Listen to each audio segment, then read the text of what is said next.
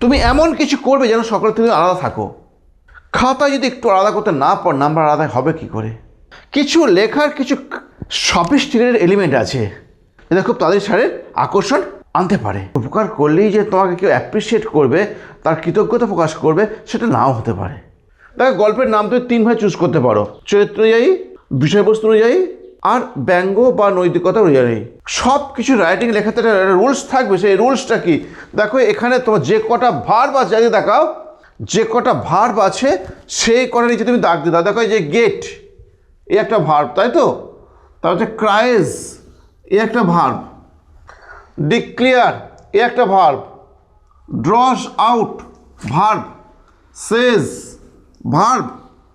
Is, take out. কেমন? এই তোমার এই কটা ভার্ব নিচে দাগ দিলাম। কেন? আমাদের গল্প লিখতে হয় পাস্ট টেন্সে। কেমন? সব থেকে প্রাথমিক পদক্ষেপ হচ্ছে গল্প লিখতে হবে কোন টেন্সে বলো?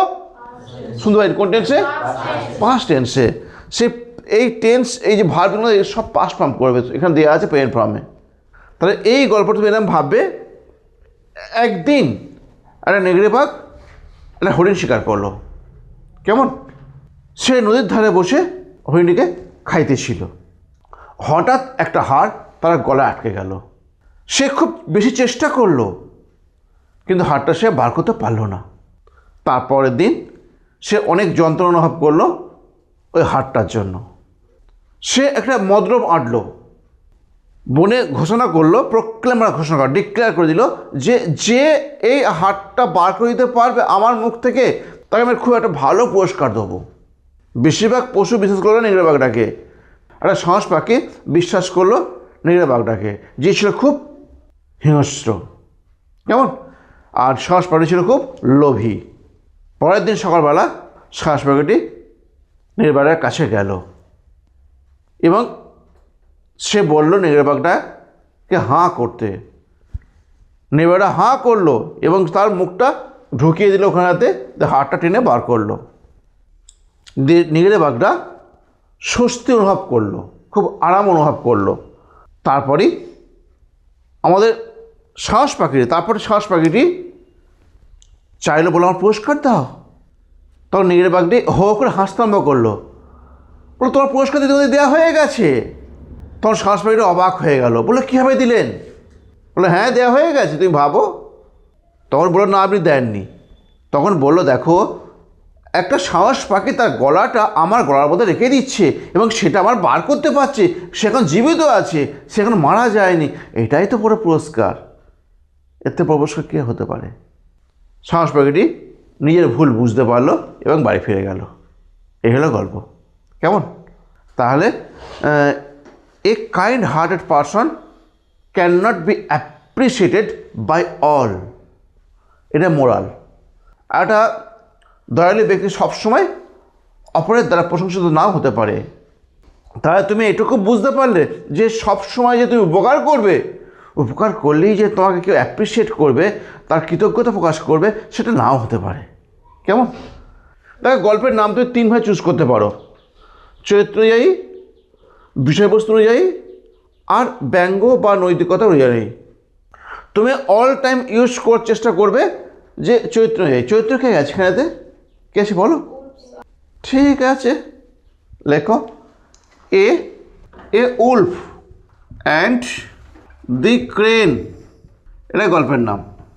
তুমি লেখো সেথায় ছিল একটা নেগড়ে বাঘ একটা জঙ্গলে। কেমন লিখবে? দেয়ার ওয়াজ এ, লেখো, ক্লিয়ার হলো? দেয়ার ওয়াজ এ উলফ ইন এ জঙ্গল। এবারে প্রথম বাক্যটা চলো। একদিন, one day, he killed a deer and had been eating the deer with much amusement. Clear হলো? And had been eating the deer with much amusement, অনেক আনন্দ করে। হয়ে গেল। এইবার দেখো, হঠাৎ একটা বোন, একটা হাড় got stuck into his throat. Clear? দেখো, সাডেনলি এ বোন এই যে গেটসটা কি লিখবে বলো? Got, got stuck in his throat. তারপর ক্রাইস ইন পেন, কাঁদতে শুরু করলো যন্ত্রণায়। কে কাঁদছিল? লেখো the wolf cried in pain, the wolf cried in pain. হয়েছে? ডিক্লেয়ার এ রিওয়ার্ড, এর আগে তো একটু বাড়াও। সে অন্য জন্তুদের বলল বাঘ সাহায্য করতে তাকে, তাই তো? তাহলে হি রিকোয়েস্টেড, লেখো সে অনুরোধ করলো অন্য জন্তুদের, he requested other animals to bring out the bone from his throat. হলো, কিন্তু কেউ তাকে বিশ্বাস করলো না। কিন্তু লিখবে but nobody believed him, but nobody believed him, কেউ তাকে বিশ্বাস করলো না, তাই তো? তারপর কি লিখবে? তারপরে যে দেন, তারপর নেগেটিভ একটা মদ্রব তৈরি করলো বা মদ্রব আঁটলো। The wolf made a plan. Clear হলো? এইবার তুমি চলে যাও এইটা ডিক্লেয়ারটা। He declared a reward, he declared a reward for whom, whom, সে ঘোষণা করলো একটা পুরস্কার তার জন্য, for whom, তার জন্য, who would help him to bring out the bone। Clear হলো? একটা ক্রেন, যে ছিল খুব লোভী, এগিয়ে এলো বার করতে। কেমন?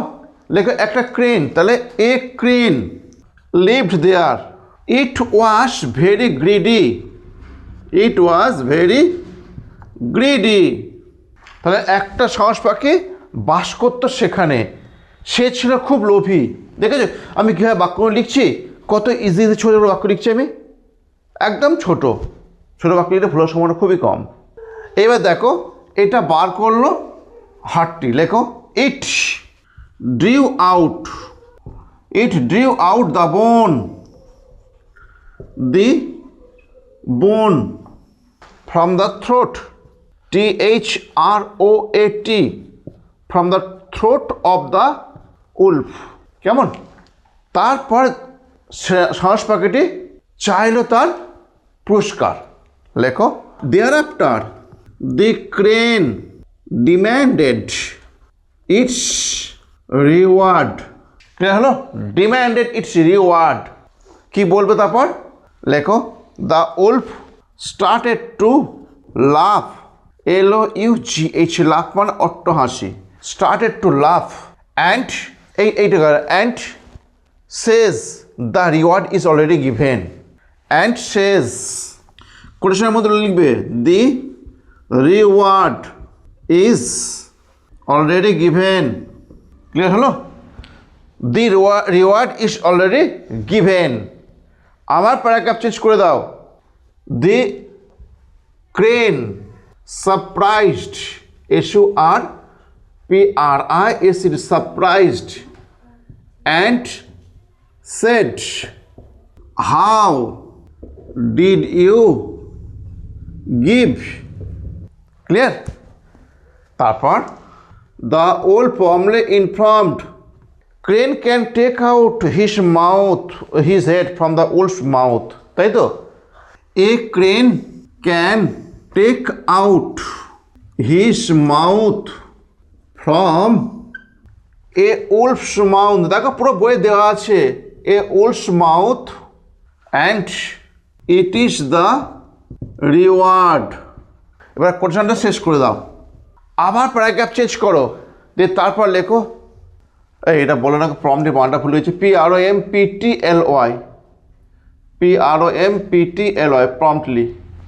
দেখো the wolf promptly informed, the wolf নেগেটা প্রম্পটলি মানে অতি সত্বর, ইনফর্মড জানালো, a crane can take out, একটা সাহস পাখি পারে বার করতে, হিস মাউথ তার মুখটা, ফ্রম এ উলফস মাউথ একটা নেগড়ের মুখ থেকে, and it is the reward এবং এটাই হয় পুরস্কার। Clear? The crane understood it and leave the place.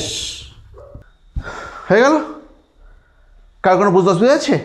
আমি লেখালাম কেন তোমাকে, তুমি যে এই যে ডাইরেক্ট স্পিচে তুলছিলাম না, তুমি যে বলে স্যার আমরা নিজে লিখতে পারবো, তুমি বললে, তার সাথে আমি লেখালাম শুধু এই ডাইরেক্ট স্পিচগুলো তোমাকে ঢোকাতে হবে। তাহলে এইটা ঢোকালে কিন্তু অনেক বেশি ইন্টারেস্টিং হয়। কেমন? কিছু লেখার কিছু সফিস্টিকেটেড এলিমেন্ট আছে যেটা খুব তাদের সারের আকর্ষণ আনতে পারে। তুমি এমন কিছু করবে যেন সকলের থেকে আলাদা থাকো। খাতায় যদি একটু আলাদা করতে না পার, নাম্বার আলাদা হবে কি করে? বুঝতে পারলে? তাই তোমাকে এটা লিখতেই হবে। এইরকম তুমি ডাইরেক্ট স্পিচগুলো তুলবে, তাহলে একটু অন্য গুণমানের হয়ে লেখাটা হয়ে যাবে। ক্লিয়ার?